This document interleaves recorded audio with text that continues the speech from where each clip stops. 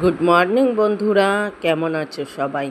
আশা করি সবাই খুব ভালো আছো। দুষ্টু মিষ্টি আরাধ্যার আরেকটি ভ্লগে তোমাদের সকলকে স্বাগত জানাই। দূরের বন্ধু, কাছের বন্ধু, সবার জন্য রইল অনেক অনেক অনেক ভালোবাসা। প্রতিদিনের মতোই আজকেও সকাল থেকেই আমি আমার ভ্লগটা স্টার্ট করলাম। আর আজ কিন্তু প্রচণ্ড গরম। রোদ দেখেই তোমরা বুঝতে পারছো যে আজকে কীরকম গরম। আর এখন আমি যাচ্ছি একটু আমার বাড়িতে, মানে আমি যেখানে থাকি সেখানে। কারণ এটা সোমবারের ভ্লগ, তো আরাধ্যার টিউশন ছিল। আরাধ্যার জামাটাই আনতে আমি ভুলে গেছি টিউশনে যাওয়ার। বাড়ির জামাগুলো নিয়ে গেছে, কিন্তু টিউশনে যাওয়ার জামাটা নিতেই ভুলে গেছে। তো চলো এখন সেটাই নিতে যাচ্ছি। আর সারাদিন কী কী করছি, কী কী রান্নাবান্না করছি, সব কিছুই এই ভিডিওর মাধ্যমে তোমাদের সাথে শেয়ার করব। যদিও সব কিছু শেয়ার করা সম্ভব হয় না, তবুও যতটা পারবো চেষ্টা করব। আমি কালকে তো বাপের বাড়ি গেছি, তো আরাধ্যার পড়তে যাওয়া জামা নিয়ে যেতে ভুলে গেছি। বই খাতা সব নিয়ে গেছি, আরাধ্যার জামা নিয়ে যেতেই ভুলে গেছি। এখন মনে পড়েছে যে আমি আরাধ্যার জামাই আনিনি, তো সেই জামা নিতেই এলাম। তো ভাবলাম এসেছি যখন একেবারে একটু স্নান করে পুজো দিয়ে তারপরে যাই। এবার বাইরে দাঁড়িয়ে রয়েছি কেন জানো? আমার ভাইপো আসবে, ওর একটা চামচ লাগবে।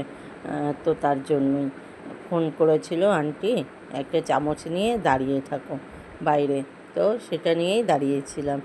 আর এবার বলি, ও আমাকে আন্টি বলে কেন? আমি কিন্তু ওর একটাই পিসি, আর আমার মেয়েরও একটাই মামা, কারণ আমরা এক ভাই এক বোন। তাই আমার ওই বাড়িতে রান্না করতে হবে। চলো, এই যে আরাধ্যার জন্য এই দুটো জামা নিলাম, এইটা আর এইটা। গরম তো প্রচণ্ড, কোনটা পড়ে যায় দেখি। দুটো নিয়ে রাখলাম। চলো, টাটা। চলে এলাম বাড়িতে, আর বৌদি বানিয়ে রেখে গেছিলো চাউমিন। তো এখন সেটাই খেয়ে নিচ্ছি। আর আরাধ্যাকে বৌদি খাইয়ে রেখেই তারপরে কাজে গেছে। তো আরাধ্যাকে খাইয়ে পুরো মানে পরিপাটি করে দিয়ে তারপরে বাবাও রয়েছে, সুতরাং চিন্তার কোনো ব্যাপার নেই। কিন্তু তবু ওই যে বলে না, মায়ের মন।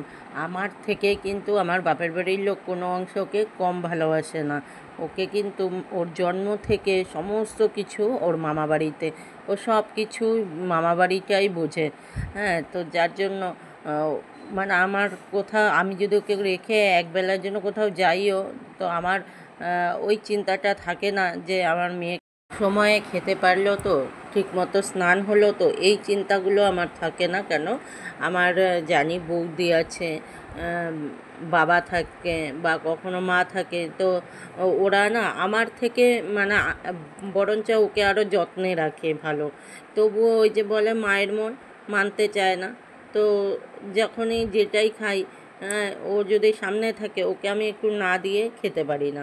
আবার ওরও তাই নেশা, আমার ভাতের থালা থেকে ওকে এক টুকরো একটু মাছ তুলে খাওয়ালেও ওর পেটটা নাকি ভরে যায়। বলে তোমার হাতে যতক্ষণ না খাই মা, আমার পেট ভরে না।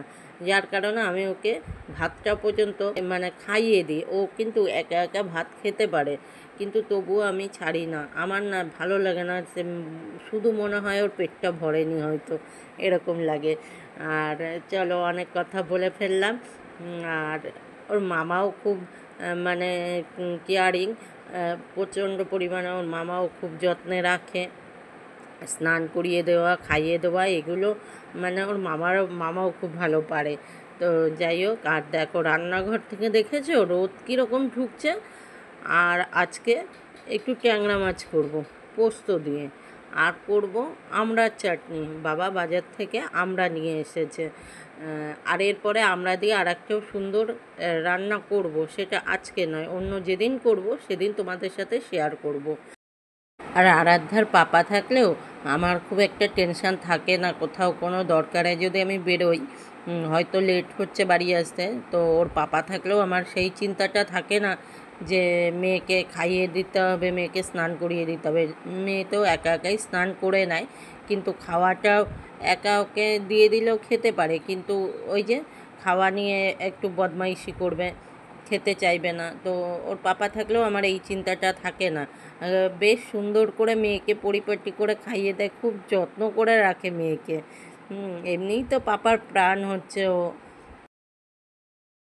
আর দেখো, তোমাদের সাথে আজকে আমি কত গল্প করে ফেললাম, গল্প করতে করতে রান্নাটাও করে ফেললাম।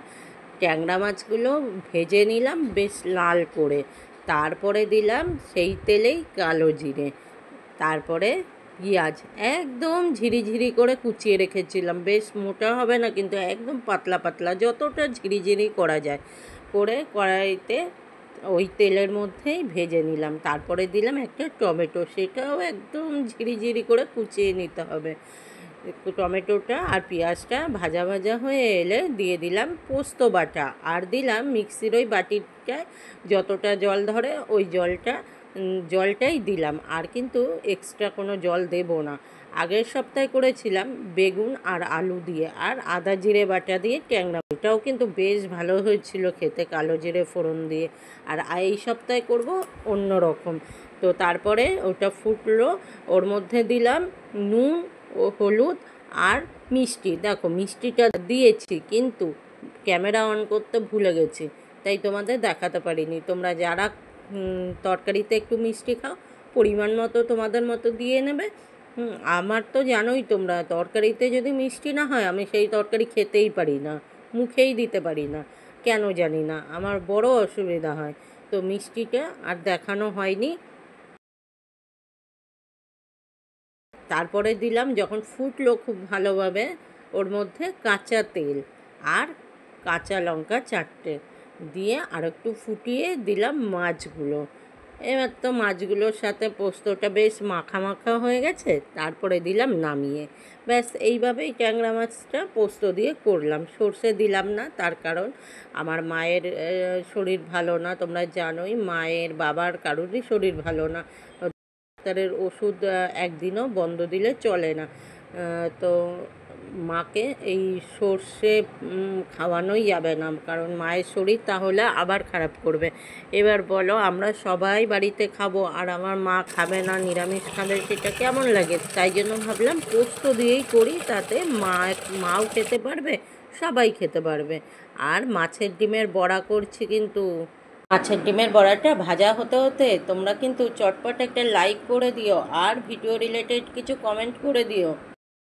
আর দেখো আজকে কি কি রান্না হলো, তাহলে ভাত করলাম, পটল ভাজা, আর এই ডাল, এটা মা সকালে করে রেখে গেছে। আমি করলাম আমড়ার চাটনি আর মাছের ডিমের বড়া আর ভেন্ডি ভাজা। এই হচ্ছে আজকের মেনু। আর ট্যাংরা মাছ তো দেখালামই তোমাদের। তো চলো এটা দিয়ে খাওয়া দাওয়া করে নিই, তারপরে আবার দেখা হচ্ছে।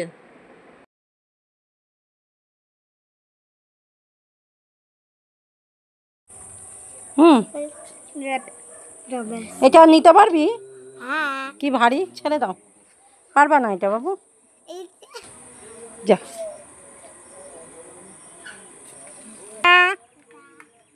যাও পালাও।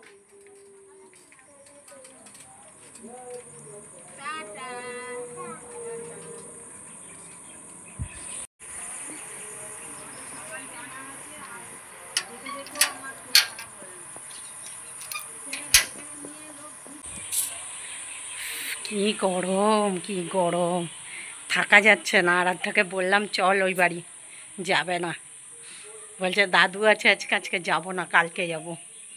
বুঝছো, এত গরম সহ্যের বাইরে। আর এক বেস্টার দেওয়া তো এখানে বেশি গরম লাগে। আমাদের ওই বাড়িতে কি দোতলায় বাড়িওয়ালা থাকে, তো যা আমি তো একতলায় থাকি, ওই জন্য আমার গরমটা লাগে না খুব একটা। এত হাওয়া দেয়, আর একদম মানে বাড়ির পাশেই পুকুর। খুব মারাত্মক গরম না পড়লে ফ্যান না চালালেও চলে, আর এখানে বৃষ্টি হলেও ফ্যান চালাতে হবে, এরম অবস্থা। ভীষণ গরম, ভীষণ গরম। চলো আবার পরে দেখা হচ্ছে, টাটা। তখন তো তোমাদের বলতে বলতে থেমে গেলাম, পুরোটা বলা হলো না যে কেন আমাকে আন্টি বলে। ও যখন খুব ছোট, মানে আমি যখন মাধ্যমিক দিই তারপর থেকে আস্তে আস্তে আমি বাচ্চাদের নিয়ে টিউশন করা শুরু করলাম। তো তখন থেকে এই বাচ্চারা আমায় আন্টি বলে ডাকতো। আর ও যখন সবে সবে কথা বলা শিখেছে, ও দেখতো বাচ্চারা সবাই আমাকে আন্টিই বলে ডাকে। তো সেই থেকে আমিও ওর আন্টি হয়ে গেছি, পিসি আর হতে পারলাম না। আর আন্টির বর আঙ্কেল, স্বাভাবিক। তো সেই জন্য আরাধ্যার পাপাকে ডাকে আঙ্কেল, এই হলো ব্যাপার। তো চলো ভিডিওটা এখানেই শেষ করছি। সবাই ভালো থেকো, সুস্থ থেকো, সাবধানে থেকো, টাটা।